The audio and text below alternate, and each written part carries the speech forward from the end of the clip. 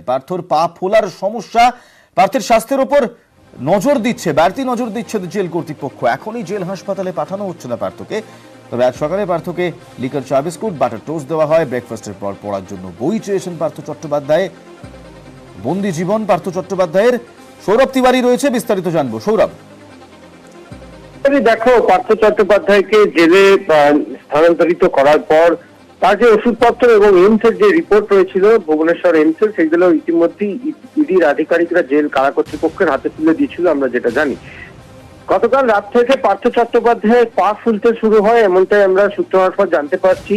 যেহেতু এইমস এর রিপোর্টেও সেটা উল্লেখ রয়েছে, পার্থ চট্টোপাধ্যায়ের যে ক্রনিক ডিজিজ, সেই ক্রনিক ডিজিজ গুলোর মধ্যে ডায়াবেটিসও রয়েছে, তার জন্য তার পা অল্প বিস্তার ফুলতে শুরু করেছে, এমনটাই আমরা সূত্র মারফত জানতে পারছি।